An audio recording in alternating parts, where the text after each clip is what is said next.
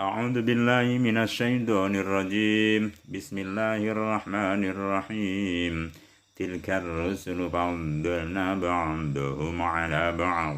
منهم من كلم الله ورفع بعضهم درجات وآتينا عيسى ابن مريم البينات وأيدناه بروح القدس ولو شاء الله ما اقتتل الذين من بعدهم من بعد ما جاءتهم البينات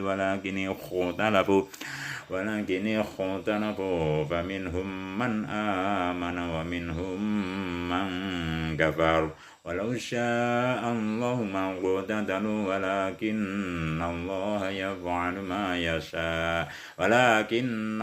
يفعل ما يريد يا أيها الذين آمنوا أنفقوا مما رزقناكم من قبل أن يأتي يوم لا بيع فيه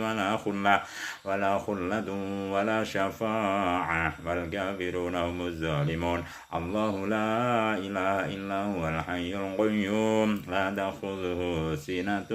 ولا نوم له ما في السماوات وما في الأرض من ذا الذي يشفع عنده إلا بإذنه يعلم ما بين أيديهم وما خلفهم ولا يحيطون بشيء من علمه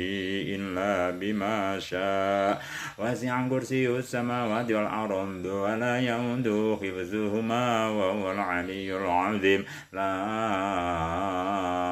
إكراه في الدين قد تبين الرشد من الغي فمن يكفر بالطاغوت ويؤمن بالله فقد استمسك بالعروة الوثقى لا انفصام لها والله سميع عليم الله ولي الذين آمنوا يخرجهم من الظلمات إلى النور والذين كفروا أولياؤهم الطاغوت يخرجونهم من النور إلى الظلمات أولئك أصحاب النار هم فيها خالدون ألم تر إلى الذي حاج إبراهيم في ربه أن آتاه الله الملك إذ قال إبراهيم ربي الذي يحيي ويميت قال أنا أحيي وأميت قال إبراهيم فإن الله يأتي بالشمس من المشرق فأت بها من المغرب فبهت الذي كفر والله لا يهدي القوم الظالمين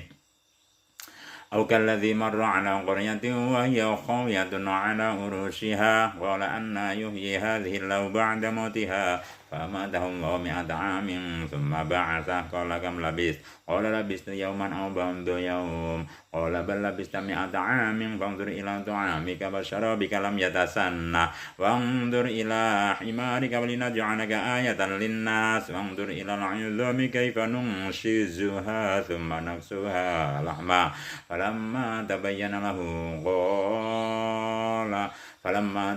له قال أعلم أن الله على كل شيء قدير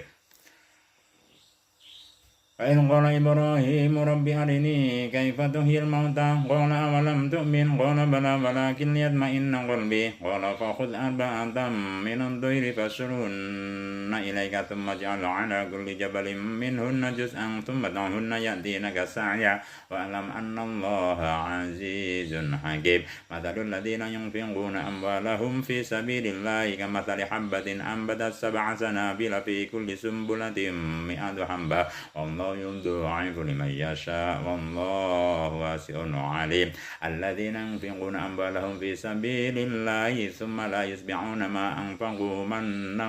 ولا أذى لهم أجرهم عند ربهم ولا خوف عليهم ولا هم يحزنون قول معروف ومغفرة خير من صدقة يتبعها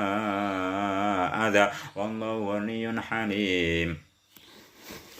قول معروف ومغفرة خير من صدقة يتبعها أذى والله غني حليم يا أيها الذين آمنوا لا تبطلوا صدقاتكم بالمن والأذى كالذي ينفق ماله رئاء الناس ولا يؤمن بالله واليوم الآخر فمثله كمثل صفوان عليه تراب فأصابه وابل فتركه صلدا لا يقدرون على شيء مما كسبوا والله لا يهدي القوم الكافرين. صدق الله العظيم.